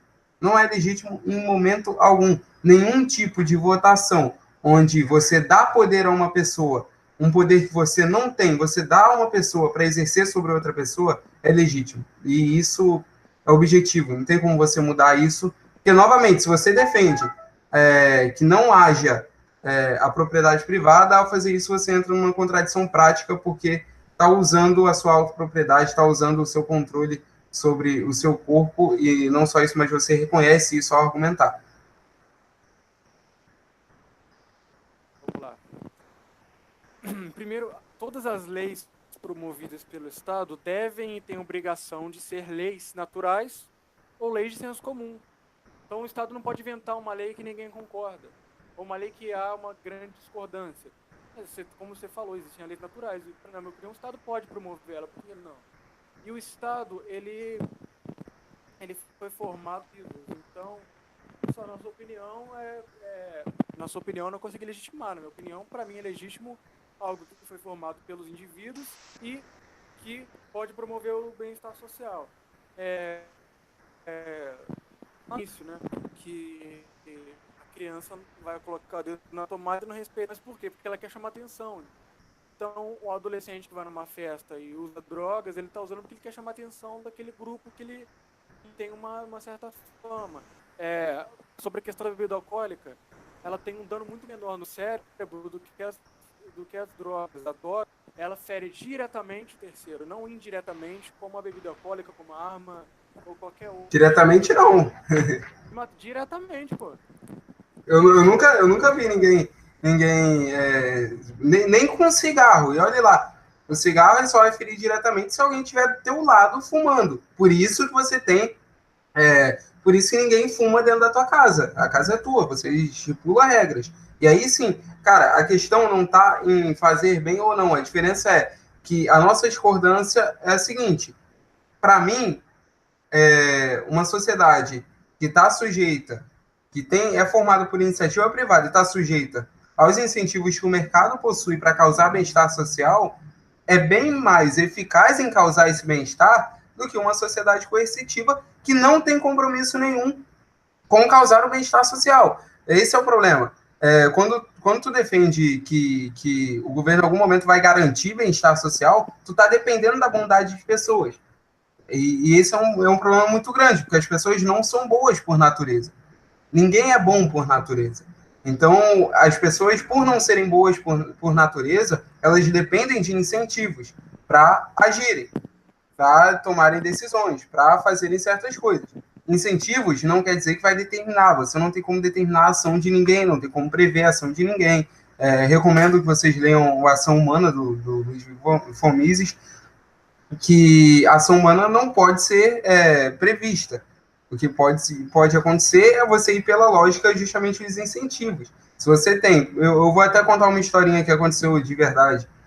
No século XIX, o governo britânico ele tinha que transportar alguns presos para a Austrália. E esse transporte ele era feito por capitães de navios, né? Os caras lá que pilotavam os navios e levavam esses presos. Só que tinha um problema, os caras chegavam lá ou mortos ou muito doentes. Então, acabou causando uma indignação por parte das pessoas, e as pessoas acabaram protestando, e aí, depois de um tempo, um economista teve a ideia de fazer o seguinte, olha, não é melhor a gente pagar os capitães de navios proporcionalmente aos prisioneiros que chegaram vivos e sadios lá na Austrália? E aí, sim, os capitães de navios tinham incentivos para justamente prestar o serviço com qualidade. Essa é a diferença. Cara, não dá para a gente tentar juntar realidades, porque, por exemplo, eu estava lendo uma notícia esses dias que falava sobre o real. O real é a moeda oficial do Brasil, e ela sobrevive mediante uma coisa que os economistas chamam de ciclo forçado, ou seja, é a economia que a galera vai usar, pronto, acabou, tá ok? É isso aí. Então, independente se você quer usar outra moeda, é essa aqui que a galera vai usar, porque é a que o governo permite. E o real, desde o plano real, por mais que muita gente defenda a ferro e fogo o plano real, nada mais foi do que substituir um problema pelo outro, mas enfim. O real, desde a criação do plano real, ele desvalorizou muito, cerca de 80%, ou seja, hoje, os R$ 100 que foram emitidos lá no surgimento do plano real valem R$19,90. Então, que tipo de governo é esse que promove bem-estar social? Não só aqui, mas você pode pegar o exemplo dos Estados Unidos. O dólar, por mais que ainda seja estável comparado a outras moedas, ele também teve uma desvalorização enorme, enorme desde a criação dele. Qualquer outra moeda de ciclo forçado vai desvalorizar. Por quê? Porque você tem o monopólio do Banco Central, você tem todas aquelas questões. Então, a gente está falando de um assunto que vai ter ligação com todos esses assuntos, justamente porque está tratando de economia. A gente está tratando de um bem escasso, de um recurso escasso, que pode ser apropriado e, sendo apropriado, pode ser comercializado. E quando a gente vai falar desse tipo de comércio, quando a gente vai falar sobre as pessoas que vão comprar esse produto, que vão vender esse produto, a gente vai envolver o bem econômico que está ligado a essas transações comerciais, que é a moeda, e a gente vai envolver, vai acabar recaindo nessa questão do ciclo forçado, do monopólio da moeda, que Hayek tanto combateu. E hoje a gente está tendo uma evolução, está surgindo Bitcoin, nanos e outras criptomoedas aí. Então, é um assunto que acaba estando ligado a vários. Vamos para as considerações finais? Sim, sim. Pode fazer. Eu ia rebater, mas eu já ia cair no tema. Pode começar. Você não... Não, é porque eu tinha acabado de falar, é a tua vez. Tá bom. Tá. Bom, fazendo a consideração final da minha parte e já entrando também um contraponto que eu peguei aqui, a questão do ser humano ser ruim ou bom por natureza. Pelo meu princípio cristão, eu não sei se você é cristão ou não, mas pelo meu princípio, Sou. pelo que eu tenho estudado a Bíblia, não gosto também de citar, mas é um princípio meu, né? O homem, ele é bom por natureza. Deus, quando criou todas as matérias da planeta Terra, falou que era muito bom, e viu Deus que era bom em Gênesis. E quando ele fala do homem, ele fala e viu Deus que era muito bom. Então Deus criou o homem de maneira muito boa. Só que o homem, ele caiu na tentação, ele teve o livre-arbítrio e caiu, foi enganado e caiu na tentação de escolher o caminho ruim. Então, na minha opinião, o homem pode voltar a... Qualquer pessoa pode mudar completamente e ser boa por natureza. Agora, a questão do plano real. O plano real, ele, por mais que muitos não gostem, eu sou um defensor, sim, muito grande do plano real. Tenho minha discordância do Fernando Henrique Cardoso, mas do plano real, ele acabou gerando uma mudança que, de certa forma, conseguiu evitar muitos dos problemas que tinham naquela época, conseguiu acabar com muitos problemas. Mas por que o plano real foi desvalorizado? Pela questão da má administração. Nos 8 anos de FHC, o plano real quase não desvalorizou. Chegou o governo Lula até o governo atual, ele só foi caindo, porque o PT, o único objetivo do PT foi corromper todas as esferas do Estado para conseguir se auto-beneficiar e se perpetuar no poder. Esse é o projeto socialista. Então, a culpa de todos os problemas que nós temos dos últimos 16 anos para cá foi por conta da má administração petista e da esquerda. Agora, para fechar, eu tenho como exemplo países a qual eu defendo. Posso até depois te mostrar ali um livro que eu comprei semana do Churchill. Eu defendo países que tiveram como exemplo de liberdade promovidas pelo próprio Estado, porque eu acredito que o Estado, sendo bem administrado, tendo uma estrutura favorável, ele pode sim promover o bem-estar social. E aí eu pego como, por exemplo, a Inglaterra, a qual eu defendo, tenho vários quadros aqui no meu quarto, sou realmente um fã enorme da Inglaterra, Margaret Thatcher, Winston Churchill, enfim. Defendo também a Alemanha. Meu pai, uma vez, ele foi na Alemanha. Ele falou o seguinte para mim: filho, eu fiquei impressionado. Por quê? Porque a metro quadrado que você vai na Alemanha, você acha uma indústria enorme. Então, o polo industrial da Alemanha é enorme. Algo que a gente tem que trazer para o Brasil através das leis de incentivo fiscal, que se deram certo numa cidade pequena como Resende, por que não vai dar certo numa grande capital como São Paulo, Rio de Janeiro, o Distrito Federal? Por que não daria certo? Então, eu acredito que a gente tem que pegar até o exemplo que tem no interior e trazer para as grandes capitais, para as grandes metrópoles e realmente reestruturar o Estado. Essa é a minha visão. Eu também posso citar a Suíça, qual a pessoa consegue abrir uma empresa em poucas horas, ao contrário do Brasil, que você abre uma empresa. Então, eu sou um defensor da Inglaterra, da Alemanha, da Suíça, sei lá, parte dos Estados Unidos, alguns lugares dos Estados Unidos, até porque lá tem um federalismo, um país defendeu todo. E eu acredito que com essas ferramentas que deram certo, tanto dentro do Brasil quanto fora do Brasil, a gente juntar, formar novos mecanismos de transparência, com a ética, com a moral, seguindo princípios cristãos, a gente pode construir uma grande nação. O Brasil não é um país pobre, a gente tem uma riqueza enorme que nenhum país tem, só que a gente é mal administrado, a gente não tem transparência nenhuma nas camadas do Estado. E repito, a defende que qualquer indivíduo tem liberdade total, contanto que não fira a liberdade de terceiros. Pode fechar aí. Beleza. Mais uma vez, eu vou tentar deixar claro aqui que não é possível defender, basear a legitimidade apenas em consequências. Não é possível defender que algo é legítimo, algo é certo, apenas porque traz boas consequências, que traz coisas boas, e sim com base numa ética que seja universal, que realmente seja irrefutável, o que a ética argumentativa já mostrou que é. Outro ponto interessante de deixar claro é que o PT não é o único culpado de todos os males da humanidade. O histórico do Brasil é bem antigo.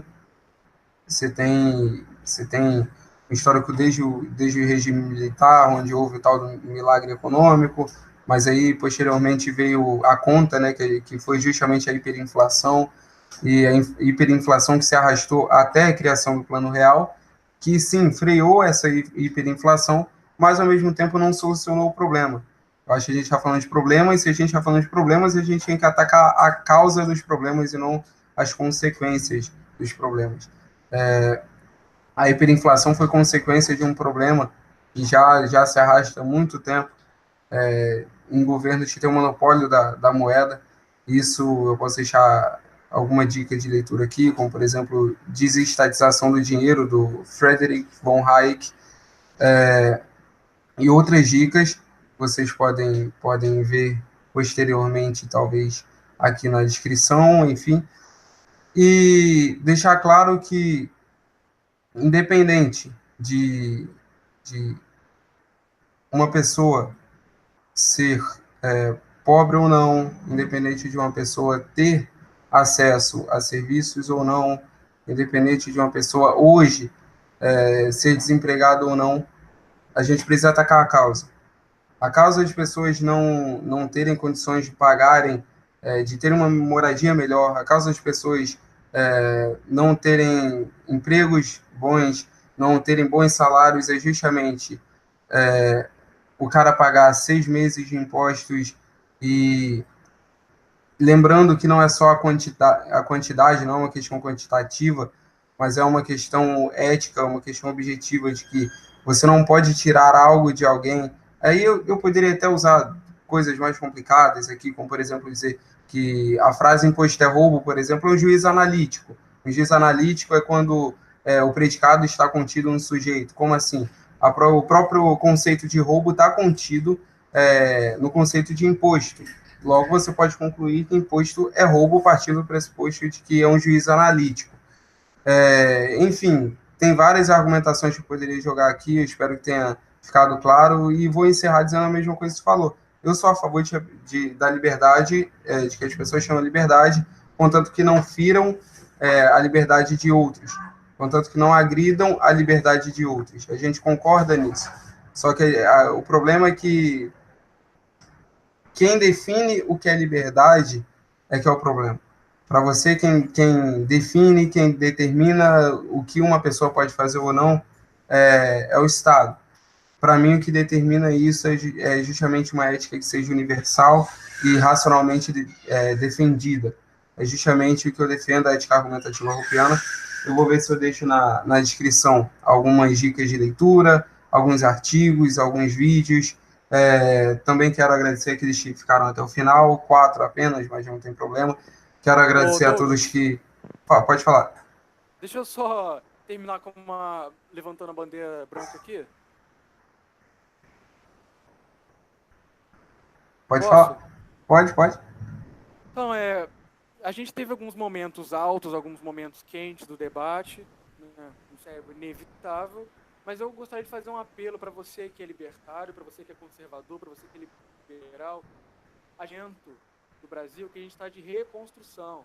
A gente não está no auge ainda de podemos dividir as nossas ideologias. E o que eu faço é um apelo para todos vocês. Vamos apertar a mão nas causas que a gente converge. Vamos primeiro fazer as mudanças que nós concordamos de livre mercado, de livre iniciativa, contra a ideologia de gênero. Vamos nos unir em prol daquilo que a gente acredita. Também, desculpa aqui, mas eu não posso deixar de falar.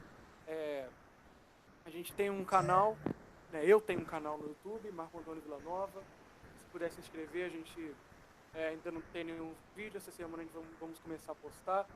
A gente tem também uma página no Facebook, MBL Resende. Eu deixei o link na descrição da página. Deixou o link? Deixei. A gente tem o link aqui na descrição. A gente tem feito um trabalho bem legal. Eu assumi o MBL como coordenador tem 2 meses. E a gente tem feito um trabalho bem legal, lutando pela liberdade. A gente foi nas ruas. E a gente precisa do apoio de vocês. Puder curtir, puder compartilhar, falar para os amigos compartilharem. Temos também página no Instagram. E no mais é isso. Muito obrigado pela oportunidade. Espero termos mais oportunidades para debater, botar nossas ideias em jogo. Vamos poder gravar um BL News também, se Deus quiser. Quem sabe, né? Nossa região está crescendo bastante aqui. As ideias liberais, conservadoras têm crescido bastante. Eu agradeço muito a quem tem ajudado o nosso crescimento nesses últimos 2 meses. Eu assumi a página, tinha menos de 700 curtidas, tinha 600 e pouco. Já quase batendo 1000 já. Nossos alcances tem dobrado o número de inscritos. Então, agradeço muito a quem está ouvindo e tem ajudado. E a quem não conhecia, por favor, curta a página e compartilhe. Isso aí. Eu estava conversando com o Marco antes de começar o Hangout. Eu falei, cara, é o seguinte: onde a gente concordar, a gente aperta a mão e vai. Onde a gente discordar, a gente vai ter debates, a gente vai ter esse tipo de discussão. Porque é saudável. Acredito que os pontos foram expostos de uma maneira bem simples aqui para todo mundo. Deu quase 2 horas de vídeo, mas não tem problema. É uma forma legal de inaugurar o canal. Vocês que acompanharam até aqui, se inscrevam no canal, acompanhem, porque tem muita novidade vindo. Eu não sou o único do canal aqui, Pensamento Contra a Corrente, tem uma equipe. Nem todos são libertários, por isso eu quero deixar bem claro que o meu posicionamento a favor do libertarianismo não é exclusivo do canal. Vocês vão ver conservadores, vocês vão ver liberais aqui também. E quero deixar bem claro que não há esse tipo de rivalidade, não, porque fulano é superior ao outro. Cara, cada um tem seus posicionamentos, cada um tem aquilo que acredita. E espero que vocês possam ter tirado muitas coisas boas, muito conhecimento, muita informação desse debate. Até porque aqui eu não ganhei debate, Marco não ganhou debate. Quem ganha o debate é justamente quem está assistindo e pode adquirir esse tipo de conhecimento. Como eu disse e repito, curtam a página no Facebook, se inscrevam aqui no canal também, acompanhem, porque tem muita coisa legal para sair. Beleza? Muito obrigado pela audiência de vocês. Pode falar. Essa semana ainda vai sair o canal do MBL em Resende. Bom. Já pode falar o debate. Já pode falar. Beleza. Um abraço, gente. Muito obrigado. Isso aí. Outra coisa que eu quero reiterar para vocês. Fiquem de olho no blog. Vão sair muitos artigos. A meta é que saiam pelo menos 4 artigos, 5 artigos por mês. E temos uma equipe comprometida nisso. Então, fiquem bem. Continuem os estudos. É isso aí. Valeu.